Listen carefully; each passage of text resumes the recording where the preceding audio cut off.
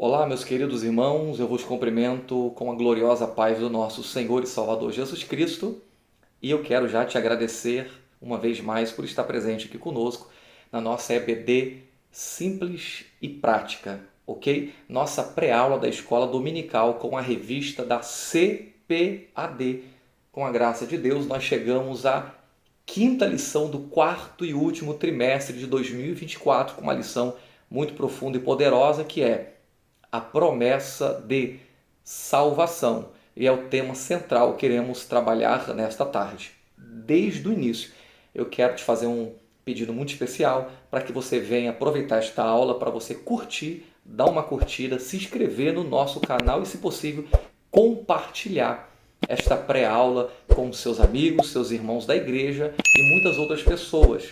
Claro, tudo isso que você está fazendo está nos ajudando a dar prosseguimento a este grande trabalho, a esta grande obra que o Senhor Jesus colocou em nossas mãos, tá ok? Então vamos lá, sem mais delongas, lição de número 5, com o tema A Promessa de Salvação. O nosso texto áureo e verdade prática irá ser trabalhado agora, lembrando que tanto o texto áureo quanto a verdade prática resume toda a lição, ok? De maneira prática e simples. Texto áureo. Na verdade, vos digo que quem ouve a minha palavra e crê naquele que me enviou tem a vida eterna e não entrará em condenação, mas passou da morte para a vida. João capítulo 5, versículo 24, verdade prática, diz assim: a promessa da vida eterna é a maior bênção divina para todo aquele que crê em Jesus Cristo. Lembrando uma vez mais, tendo tanto o texto áureo quanto a verdade prática de maneira resumida e revelando todo o contexto da lição, ela resume e ela vem revelando o que já está claro na Bíblia e poucos querem ver, ok? Está claro, a verdade prática e o texto áureo está claro de maneira em que vou passar para você agora algo interessante para o nosso entendimento, é que ninguém, grave isso, ninguém jamais entrará no céu por acaso, ok? Então a verdade que está claro e poucos querem ver é que ninguém entrará no céu por acaso. Não haverá nenhuma possibilidade de alguém chegar lá no céu e de uma maneira sem entender, vai olhar para alguém ou para si mesmo e falar: o que eu estou fazendo aqui? Ah, que bom que eu estou aqui. Não, não, não. Não será dessa forma. Mas sim, entrará no céu crendo por fé, pela fé, com fé e por preço. Crendo por fé, com fé, pela fé e por preço. Olha o que diz Tiago, capítulo 1, versículo 12, para a nossa meditação. Bem-aventurado o varão que sofre a tentação, porque quando for provado receberá a coroa da vida, a qual o Senhor tem prometido aos que o amam. Então, está falando de uma coroa que Deus tem preparado para todos aqueles que creem e que vencem a tentação e que são provados. Deus aqui, através da carta de Tiago, capítulo 1, versículo 12, está sendo claro e enfático acerca disso.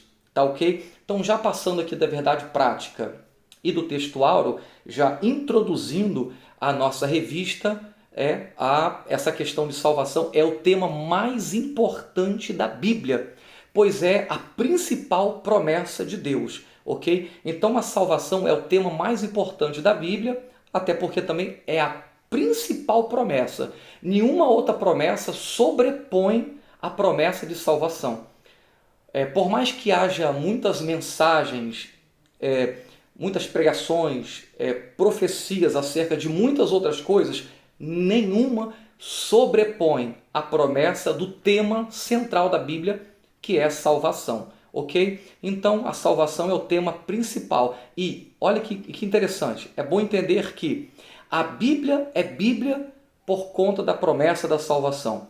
A igreja é igreja por conta da promessa da salvação. Os discípulos foram chamados discípulos por conta da promessa da salvação. Igreja é a igreja que nós conhecemos hoje, o seu perfil, tudo quanto tem dentro do ambiente de igreja por conta da salvação. Porém, aquilo que é mais importante dentro do contexto bíblico e do contexto de igreja também é o que tem sido mais deixado em segundo plano e tem sido banalizado nesses últimos anos. O que é mais importante e aquilo que é tema central da Bíblia e da Palavra de Deus para nós que somos servos do Senhor e para aqueles que ainda não conhecem Jesus, é o que tem sido colocado em segundo plano e tem sido tratado de forma banal, de forma tão, pejorativa, jogada ao largo, talvez, quem sabe, possivelmente, e outros temas têm sido colocados com mais, abre aspas, verdade do que a própria salvação. Que possamos nesta lição, nesta revista, estarmos atentos às prioridades que Cristo tem para a nossa vida, sobretudo a salvação em primeiro plano e não em segundo plano. Ok? Nós vamos agora para o tópico de número 1 da nossa revista, o tópico de número 1, que está muito importante, muito profundo para a gente também, que possui pelo menos aí 3 subtópicos. O tópico de número 1, nós vamos ler aqui e diz a promessa da salvação. Ok? Nós temos aqui 3 subtópicos. O primeiro subtópico é uma maravilhosa salvação. 2, a obra da salvação. E terceiro, o Salvador. Em primeiro plano, subtópico 1, 2 coisas precisam ser tratadas aqui acerca da maravilhosa promessa da salvação, ok? Então 2 coisas têm que ser tratadas aqui nesse primeiro subtópico aqui, acerca da oportunidade de salvação. Lembramos-nos que quando você for tratar isso aqui com seus alunos, trata que salvação é uma maravilhosa oportunidade aberta a todos, ok? E no mesmo contexto de João, capítulo 3, versículo 18, nós vamos tratar também em Apocalipse, capítulo 22, versículo 11. Vai revelar sobre aqueles que querem, outros não querem esta oportunidade. É direito de cada um querer ou não querer essa oportunidade. Olha o que diz Apocalipse, capítulo 22, versículo de número 11. Quem é justo, faça injustiça ainda. Quem está sujo, suja-se ainda. Quem é justo, faça justiça ainda. E quem é santo, seja santificado ainda. Esse é o comportamento de cada indivíduo, dependendo do seu posicionamento com relação a Cristo e a Deus. E é o que nós temos visto nesses últimos dias. Algumas pessoas se escandalizam com tantas coisas terríveis que nós temos visto, mas é justamente isso que está acontecendo aqui. João capítulo 3, versículo 18, ele revela para 2 lados. Primeiro ele diz, parte A, quem crer, ok? Olha, quem crer e quem não crer. Então ele dá essas 2 opções. Em primeira parte diz, quem crer não será condenado. Por quê? Porque quem crê está lutando para se manter íntegro. Quem acredita, quem tem fé, quem crer, está pagando preço, está lutando para se manter íntegro, limpo, puro e a cada dia está buscando santidade ao Senhor. Ok? Então nós temos aqui para a nossa meditação, primeira carta de Paulo aos Coríntios, capítulo 15, versículo 58, Romanos 12, 2, 2 Timóteo, capítulo 2, versículo 3, 4 e 5, você anota para a nossa meditação. Parte B diz, quem não crê, está dizendo que é uma oportunidade opcional na vida de cada um. Quem não crer será condenado. E base disso está Provérbios capítulo 29, versículo 1 e Atos dos Apóstolos, capítulo 7, versículos 51, 52 e 53. Subtópico 2, é importante entender que a palavra no grego, já que a palavra no grego é sotéria para a tradução de salvação, e aqui nós temos alguns aspectos dessa originalidade do grego em traduzir salvação, nós temos com o sentido de livramento, de prisão, saúde, livramento de ameaça, livramento de morte, ok? Então, quem dispensa esses recursos, quem dispensa essa oportunidade, são chamados de loucos. Quem dispensa esse benefício são chamados de loucos. E agora eu quero tratar aqui. Nós temos duas verdades acerca deste termo louco. Anote, trata disso aqui, ok? Duas linhas de raciocínio acerca dessa palavra louco. Primeiro, você tem o louco patológico, que é o louco desprovido de suas razões, delírio patológico, científico, ok? Então nós temos Atos dos Apóstolos, capítulo 26 e versículo 24, e você tem os loucos convictos de seus atos. Então você tem o louco patológico, o louco, abre aspas, enfermo, e você tem o louco convicto dos seus atos. É aquele louco que, entre aspas, sabe o que está fazendo e ele escolhe tomar suas próprias decisões. E nós temos aqui, por exemplo, Mateus capítulo 25. Mateus capítulo 25, você sabe que o texto áureo deste capítulo vai falar sobre 10 virgens que irão encontrar com o esposo. Porém, 5 dessas 10 virgens são prudentes. E as outras 5 são 5 loucas. Trata-se desta louca. Esta louca são aquelas com raciocínio legal, porém faz escolhas de loucura. Eu vou dar um exemplo para você aqui. Alguém que vai atravessar uma via expressa de veículo, tem uma passarela para atravessar e a pessoa fala, não, eu vou atravessar aqui por onde os carros passam. Aí alguém vai falar, rapaz, você é louco para fazer isso. É um suicídio. Ela sabe das opções, mas escolhe a loucura, fazer aquilo que pode lhe causar a morte. Veja que as 5 virgens loucas são conhecidas como loucas porque ela sabia que em dado momento poderia aparecer o esposo, mas elas escolhem não ter azeite em sua lamparina como reserva. É loucura. Em tempos trabalhosos, você e eu não nos prepararmos para o arrebatamento da igreja. É esse aspecto de loucura que nós estamos tratando aqui, ok? Pulando para o subtópico 3, para te ajudar de forma resumida, você que é professor para dar aula e você que não é professor para conhecimento próprio, isso aqui é bom para você, o subtópico 3 vai falar sobre o Salvador. Toda obra concernente à salvação não segue adiante sem passar por ele, por Cristo. João capítulo 3, versículo 16 e 17 está na nossa meditação da nossa revista.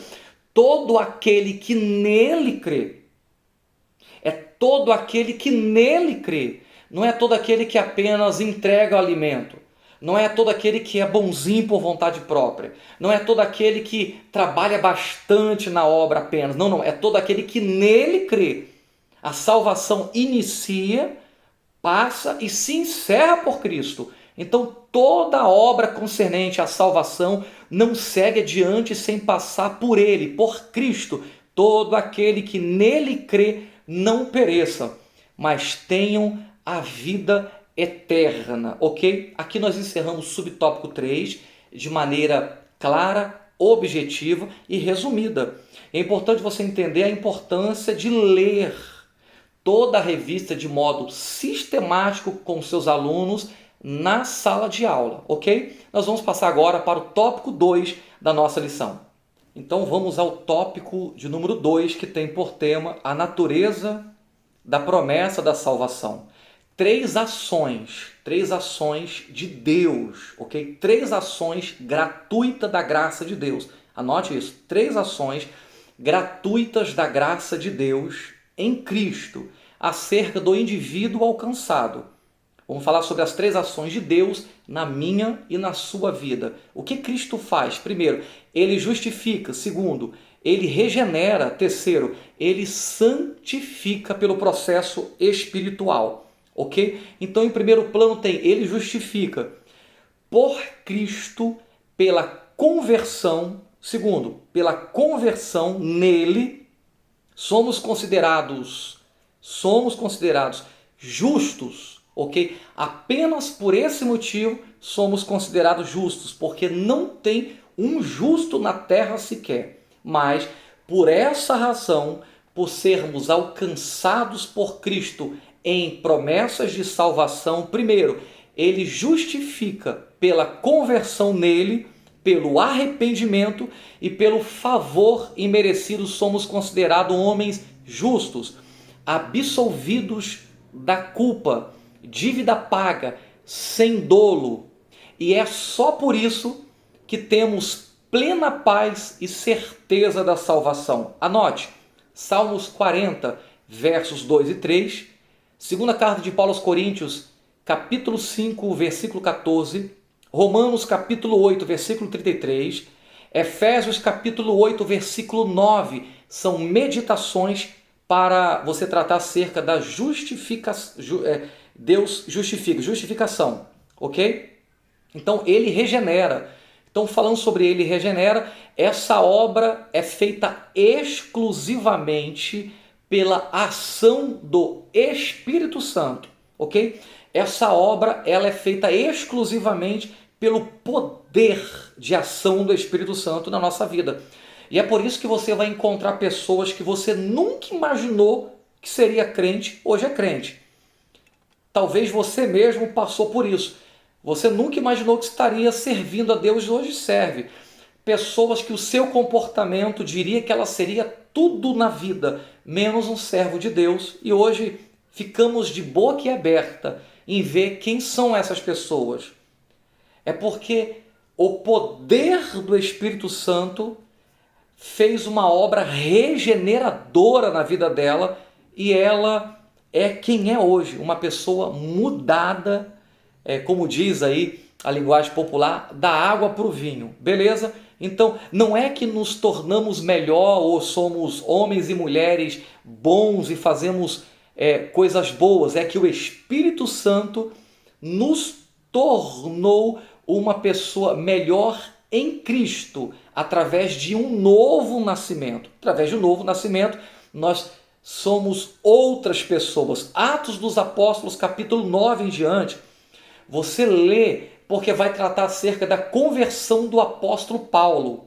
Então Saulo recebeu lá Ananias, que colocou as mãos sobre a sua cabeça, estava cego durante 3 dias sem comer e sem beber, recebeu o poder do Espírito Santo, também regenerador, e caiu dos seus olhos como uma escama. Passou a ser uma nova criatura pela obra do Espírito Santo por Cristo Jesus. Ele santifica. Após a justificação e regeneração, experimentamos um relacionamento íntimo com Cristo. Então, após esses dois processos importantes, que é justificação e regeneração, e agora vem a santificação, nós experimentamos um novo relacionamento íntimo com Cristo, diferente do que o próprio Pedro ele se comportou no momento que Cristo precisava dele, quando diz o texto que ele seguia Jesus de longe. Nenhum relacionamento de Cristo será sadio seguindo ele de longe. Relacionamento sadio com Deus é estar perto dele, ok? Então o relacionamento íntimo com Cristo e o processo de santificação se inicia, seu curso nos tornando em Deus homens santos e, é claro, escolhendo um estilo de vida que condiz com essa transformação que Deus fez na nossa vida. É impossível alguém que está no processo de santificação também não ter escolhido um novo estilo de vida. Todo mundo que passa pelo processo de justificação, regeneração e está no profundo processo de santificação, a sua vida não é mais a mesma. Eu vou ler para você aqui, Gálatas, capítulo de número 2, versículo 20, fala sobre isso aqui, olha. Já estou crucificado com Cristo e não vive mais eu, mas Cristo vive em mim. E a vida que agora vivo na carne, vivo-a na fé do Filho de Deus, o qual me amou e se entregou a si mesmo por mim. Esta obra maravilhosa que Cristo faz em nossas vidas. Tudo isso são cumprimentos de promessa de salvação em nossas vidas. E agora vamos para o último, tópico 3 da nossa lição. Ok, vamos ao tópico 3 com seus 3 subtópicos. Subtópico 1 diz assim: a base da promessa de salvação é Cristo. Subtópico 2, apostasia individual. Subtópico 3, a promessa e a segurança da salvação. De modo resumido, englobando todos os 3 subtópicos, nós temos a base da promessa da salvação. A estrutura que temos nessa maravilhosa promessa é, sem dúvida, a obra consumada na cruz do Calvário. Lembra disso?